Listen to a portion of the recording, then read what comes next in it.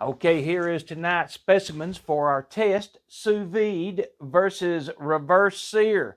I've always wondered if there's a big difference. Well, we're going to find out. All right, right there they are uncovered, and you can see they're both really good looking steaks, real similar to each other. They're both right at 1.5 inches thick. So let's get this party started. There you go. Okay, and I'm going to use the Ninja as my sous vide device, my Ninja Speedy.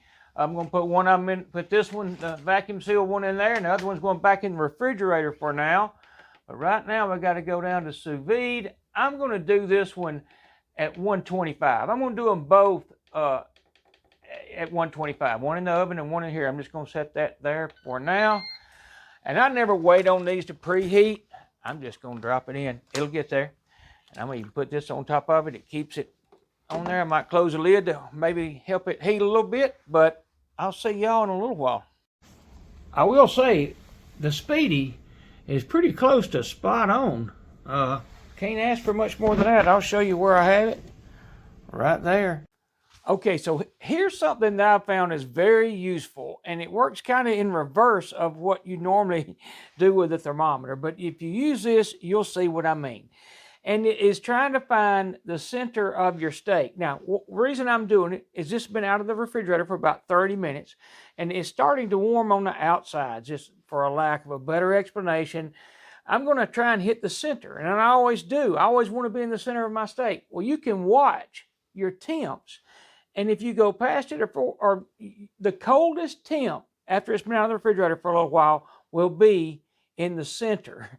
So when you hit the center, you'll be there, and you can go back and forth. So I'm just going to do this right here, and you can see we're at 50, 55, 48, there's 47. Now I will say it doesn't hurt to use a better quality thermometer. It's not that big a deal. It just takes a little bit longer for some of them to read. But we're at 45, so I'm going to go on a little bit further. 44, and this has decimals. You can see it dropping by the decimal. We just dropped a little bit. We should go to 43 right in just a second. I'm going to go a little bit further and see if it goes up or down. And it's staying right where it was. And I know this is probably getting lengthy, but I'm going back up. It just hit 0.1. So I'm going to pull this back just a little bit. And I'm going to accept that as my closest to the center I can get. And if you follow my lead, it's the outside of the steak after it's been out of the refrigerator has been sitting here gathering temp. So the center of it should be the coolest, and that's my theory. And that's what I've been doing for a while. It seems to work, but there you go. 49 degrees on this steak that's been out of the refrigerator for about an hour. All right, I'm going to move this around a little bit. I'm using the new Ninja. I've never even used it. And it's actually one that Ninja put up not long ago, that if you bought it, two needy mothers, I think is how it worded it, would get, if you bought one, they'd give them two. That's my point. And so that's why I bought it. Now you can see it. I don't know if you can see it in there or not, but I got a Breville over there, and it works great. I love it. I use it a lot. But I put this one outside, and I've never even turned it on. I'm so used to using that one, I just do. So all that said and done, we're at 250 degrees right here, and I'm going to start the dry age process.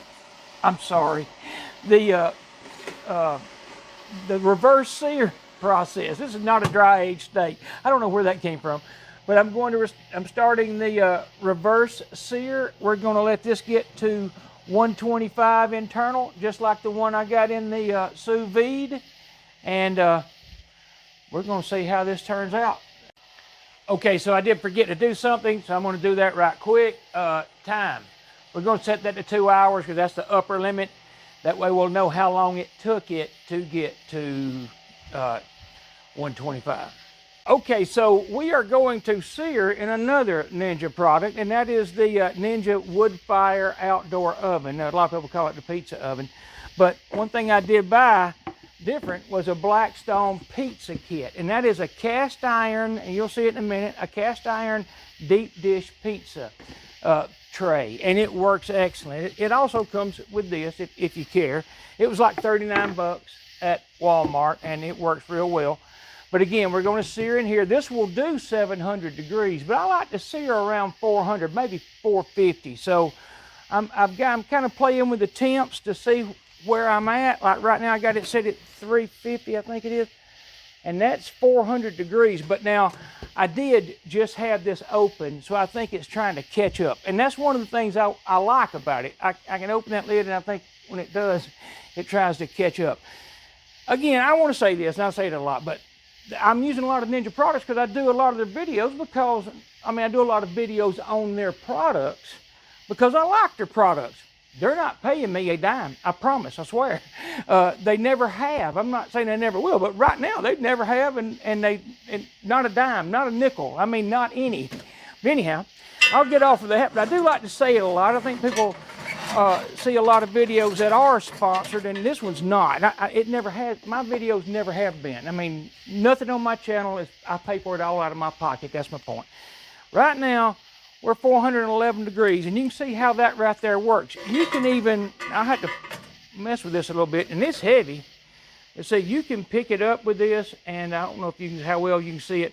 You can turn it in this fashion, and you don't even have to put that bottom, I ain't gonna say you ain't gotta put the bottom rack in, but you don't have to put that bottom, I don't know if I can hold this with one hand. You don't have to put this bottom piece on. You have to leave that rack in, the one that's sliding in and out. But when you do that, it'll go in there with those handles that way, and it's pretty sturdy. I wanted to use it this way for right now. So, anyhow, I seasoned it last night. This is the first time I've ever used a cast iron, so it's seasoned. I've cooked in this many times, but the pan I seasoned last night, and we're about to sear those steaks in it to see which one is better, the reverse sear or the sous vide. Okay, so kind of a recap to go over what we're doing. Once this hits 125, which is the same thing the sous vide is set at, we're going to remove this steak and we're going over there and sear it. And then the sous vide, it can stay in there as long as you want. It doesn't matter. It's at 125, and it doesn't matter how long it stays. Within reason. So once this is done, we'll bring it over, sear it, and we'll bring it off, go get the sous vide, do the same thing with it, cut them open, and see if there's any, substantial differences. Okay, so I checked it a minute ago when it was at 125, and I had a spot that was only 122. So we're gonna just kind of check around. That one's really hot on that edge. Let's check here, 127, 128. We're gonna pull it right now. I saw a 126. I'll take that. I'm just trying to get it close. There's almost impossible to get one exactly right. I did forget I didn't have my glove on. But I'm gonna get this over to the sear station, the Ninja oven, and I'll be right back. All right, we're about to sear. I got something here to put it on. I've got to drop a little bit of, I'm going to put a little bit of beef tallow on my cast iron pan. Okay, so I'm going to save y'all a whole lot of time of watching me pull a steak in and out and flipping and all that stuff. But here's the gist of it. I seared them at around 350 to 400 degrees, which is kind of low. But I'm not always after that crust everybody wants. I just want a Maillard reaction, and that's all it got. And you'll see, it looks great. And it also doesn't tend to overcook the steak, I don't feel, as bad. I did 1.5 minutes on each side, and then 30 seconds on each side of both steaks. In other words, 1.5 minutes, 1.5 minutes, 30, 30. So I'm gonna, you'll probably looking at it right now somewhere on this screen of me bringing it in and out a bunch of times and stuff like that. So that's pretty much it. You're going to see the steaks turned out good, and you'll see what I felt like my results were. I wanted to mention this too, Folds of Honor. This is a really good, all of this is good to give to. Folds of Honor, I've got Tunnels to Towers. This is Samaritan's Purse. I went to Selma, Alabama. I've been to New Orleans helping them. They go to recovery, disaster relief, Franklin Graham, Billy Graham's son. My nephew, who's in the military, he suggested this Folds of Honor to me, and then Tunnels of Tower I joined a few months ago, but I've been in that for a couple of years. His name is, his Instagram name is Brandon Singleton _fishing. You know what? I'll put a link to it on the screen. And he does kayak fishing and stuff like that. He's in the military, great kid, my nephew. I'm going to drop y'all back into going over this video. And so I'm going to pull this one out. And we're going to go set them side by side and slice them open.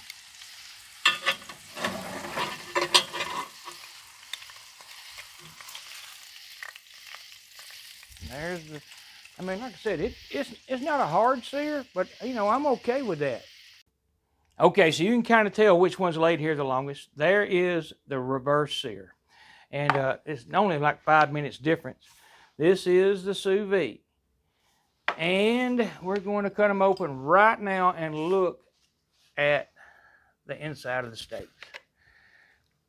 I'm not going to wait on resting or any of that. Of course, with Sous Vide, I don't think you even have to. I just don't think you do. This one has set for a little while. And as you can see, they are really close to, in my opinion, they're really close to identical. I'm going to see what you can see. There is reverse sear. And here is Sous Vide. Now, if there's any difference, it is really, really small. I'm not sure enough the worry of doing, you know, buying the equipment to do Sous Vide and then, you know, setting it up and all that, where you can just walk out there and set it in a oven. But the thing also now, I'll defend Sous Vide a lot. You can put that steak in your Sous Vide machine and 4 hours later, or 3 hours later, or 5 hours later, whatever you want to go within reason, you don't have to do anything. And just put, when you're ready to eat it, you bring it out and sear it. Now, I do like that, where on the reverse sear, you put it in the oven, you have to watch your temps. And you have to keep up with them. You got to be standing there with it. Sous vide, you don't have to. I am going to cut off a piece and taste it. I would have seared those a little harder, and maybe I should have. But you can see there's nothing really wrong with the outside of it. And that's really, the inside's what matters. That's what I'm trying to recreate. You had this, it's got nothing to do with the way it's cooked. The way it's seared might be a little different, but it's not a deal killer. I mean, the fact is, this one was cooked in water, and this one was cooked in an oven, or, you know, in sous vide, and this one cooked in the oven. And the internal of the steak is what you're trying to perfect. And both of these seem to do that. So I'm going to put a little salt on this one, because I just don't eat steak without salt. And this doesn't have anything on it. I didn't put anything on it. That's a reverse sear. And I think y'all know my answer. It's excellent. I'm going to taste this one. I don't think I have to, and honestly, right there is the best part of the meat. But, I kicked the mat the camera's on.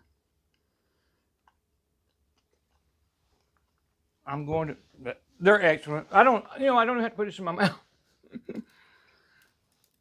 But I will.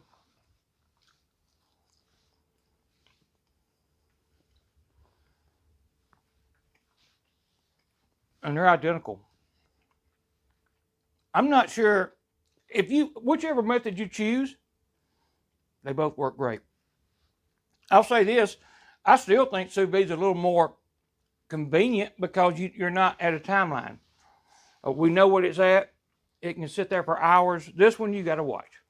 But if you don't have that kind of equipment and you don't want to get it, that works excellent. Anyhow, now you know, you can kind of see my test. I think either method is just as good as the other. Love y'all, and y'all come back to see me, and have a good night.